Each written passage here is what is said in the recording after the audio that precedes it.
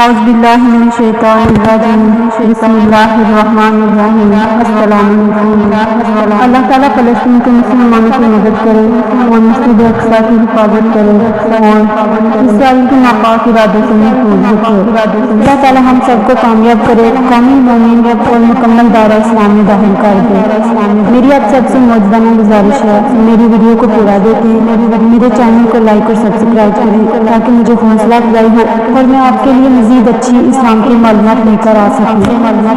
سیدنا ابراہیم علیہ السلام اللہ تعالیٰ کے خلیل ہیں۔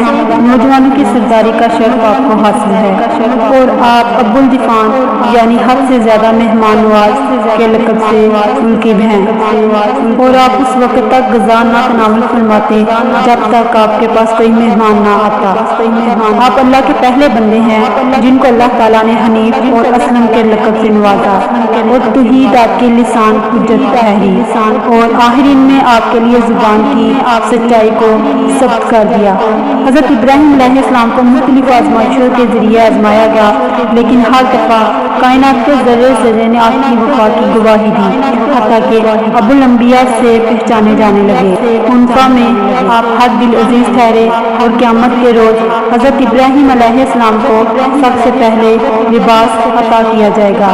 اتنے عزت شرف اور مقام رفع کے مالک ہونے کے باوجود آپ ہمیشہ موت کو یاد فرماتے اور ملک الموت کا خوف اپنے آپ پر طاری رکھتے۔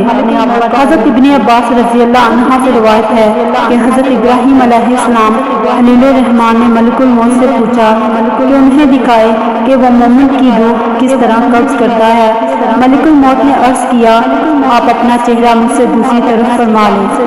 آپ نے اپنا چہرہ مبارک دوسری طرف کر لیا۔ پھر جب حضرت ابراہیم علیہ السلام نے ملک الموت کی طرف دیکھا تو آپ نے ملک الموت کو ایک حسین و جمیل جوان کی صورت میں دیکھا، بہت ہی خوبصورت لباس میں ملبوس، پاکیزہ خوشبو سے معطر اور حمدہ پیشانی چہرہ سے عیاں ہے۔ آپ نے ملک الموت سے فرمایا، اللہ کی قسم اگر مومن نے کوئی خوشی نہ دیکھی ہو تیرا چہرہ ہی اسے خوش کرنے کے لیے کافی ہے۔ پھر آپ نے فرمایا، تم کافر کی روح کس طرح قبض کرتے ہو؟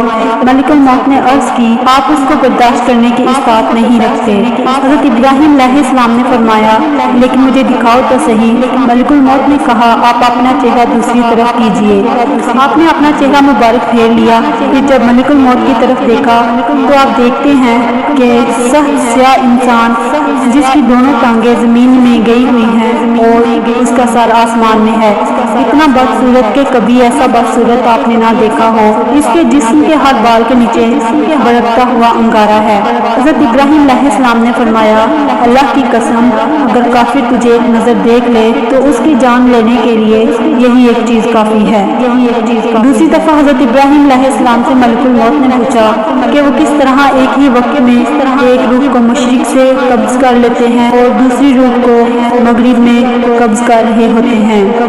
حضرت ابراہیم علیہ السلام نے ملک الموت سے پوچھا، کیا ملک الموت تم اس وقت کیا کرتے ہو جب ایک نفس مشرق میں ہو اور دوسرا نفس مغرب میں ہو اور زمین پر ہو اور موت کا بلاوا آ جائے تو تم کیا کرتے ہو؟ ملک الموت نے کہا کہ میں ارواحوں کو بلاتا ہوں اللہ تعالیٰ کے عزم کے ساتھ تو وہ میری ان دو انگلیوں کے درمیان آ جاتی ہے۔ اس نے یہ کہا اور زمین اس کے لیے لپیٹ دی گئی اور ایک ڈھال کی مانند اس کے سامنے رکھ دی گئی کہ وہ جہاں سے چاہے اٹھا لے۔ حضرت ابن عباس رضی اللہ عنہ سے روایت ہے، آپ فرماتے ہیں حضرت ابراہیم علیہ السلام بڑے ہی غیور تھے۔ آپ کا ایک گھر تھا جس میں آپ اپنے رب کی عبادت فرماتے، جب آپ وہاں سے نکلتے اس کو بند فرما دیتے۔ ایک دن آپ واپس تشریف لائے تو آپ نے دیکھا کہ گھر میں کوئی شخص موجود ہے۔ آپ نے اسے فرمایا، تجھے کس نے میرے گھر میں داخل کیا؟ اس نے جواب دیا، مجھے اس کے مالک نے اس میں داخل کیا۔ حضرت ابراہیم علیہ السلام نے فرمایا، اس کا مالک تو میں ہوں۔ اس شخص نے کہا، مجھے اس نے داخل کیا جو آپ سے زیادہ اس گھر کا مالک ہے۔ حضرت ابراہیم علیہ السلام نے فرمایا، تو ملائکہ میں سے کون ہے؟ اس نے کہا، میں ملک الموت ہوں۔ حضرت ابراہیم علیہ السلام نے فرمایا، کیا تو اس بات کی طاقت رکھتا ہے کہ مجھے اپنی وہ صورت دکھائے جس میں تم مومن کی روح قبض کرتا ہے۔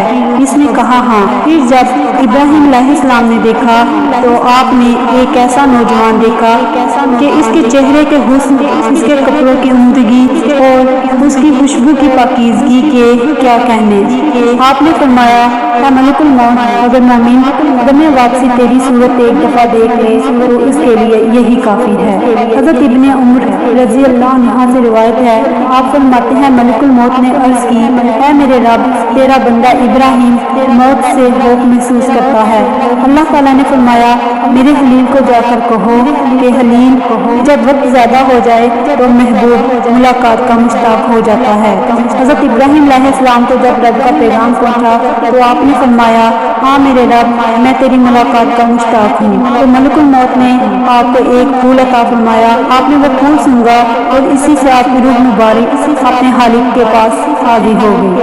اہل تاریخ کہتے ہیں جب اللہ تعالیٰ نے ارادہ فرمایا کہ حضرت ابراہیم علیہ السلام کی روح مبارک قبض کی جائے تو اللہ تعالیٰ نے حضرت ملک الموت علیہ السلام کو برے شخص کی صورت میں بھیجا۔ حضرت ابراہیم علیہ السلام بڑی پیاری سے لوگوں کو کھانا کھلاتے، آپ لوگوں کو کھلاتے اور ان کی مہمان نوازی فرماتے۔ اسی دوران آپ کی عادت مبارکہ لوگوں کو کھلانے اور ان کی مہمان نوازی کرنے کی سب تھی کہ آپ نے جنگل میں ایک برے شخص کو چلتے دیکھا، آپ نے اس کی طرف ایک گدھا بھیجا جس پر وہ سوار ہو گیا۔ جب وہ آپ کے پاس آیا تو آپ نے اسے کھانا پیش کیا۔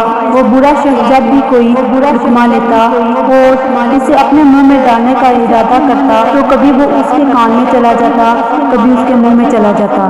اس سے پہلے حضرت ابراہیم علیہ السلام نے اپنے رب سے دعا کی تھی کہ ان کی روح قبض نہ کی جائے جب تک موت ان سے بات نہ کر لے۔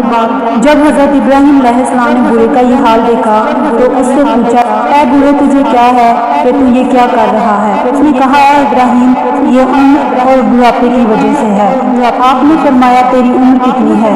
اس نے کہا اتنی۔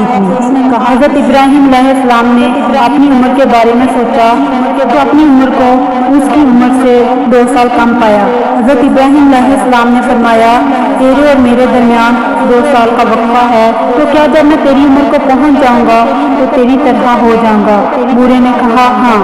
حضرت ابراہیم علیہ السلام نے دعا فرمائی اے میرے رب، میری اس سے روح قبض فرما لے۔ وہ برا شخص اٹھا اور آپ کی روح مبارک قبض کر لی۔ وہ شیخ ملک الموت تھا اور اس وقت حضرت ابراہیم علیہ السلام کی عمر مبارک 200 سال تھی۔